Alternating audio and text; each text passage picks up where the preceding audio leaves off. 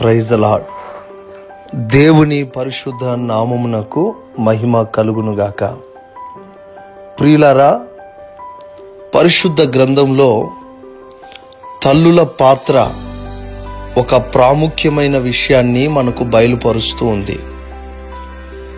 మొట్టమొదటగా ఈ లోకంలో ఉన్నటువంటి ప్రజలందరికీ ఒక తల్లి ఉంది.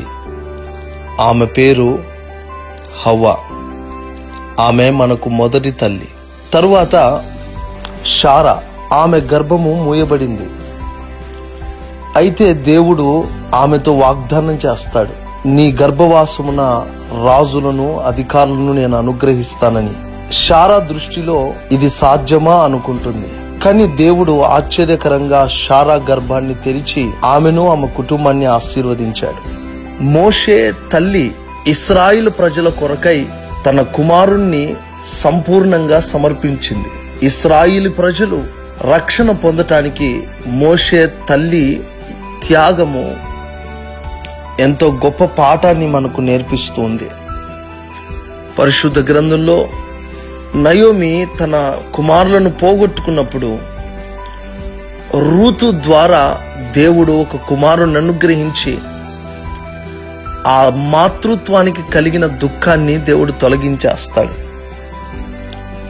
అలాగే ఈ లోకానికి రక్షకుడుగా ఈ లోకంలో జన్మించటానికి మరియమ్మ గర్భాన్ని దేవుడు ఆశీర్వదించి ఆ గర్భంలో నుండి యేసు ప్రభు జన్మిస్తాడు.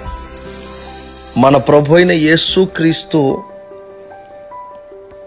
లోక రక్షకుడుగా మన కొరకు ఈ లోకంలో జన్మించాడు.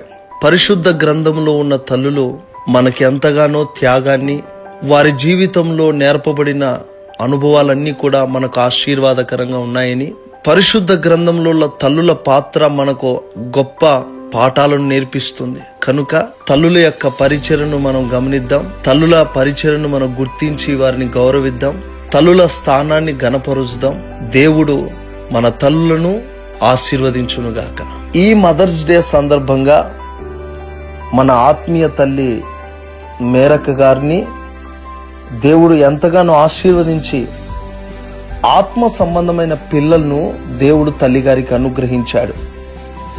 రెబెకాతో దేవుడు వాగ్దానం చేస్తున్నాడు, నీవు వేవేల మందికి తల్లివవుదు అని.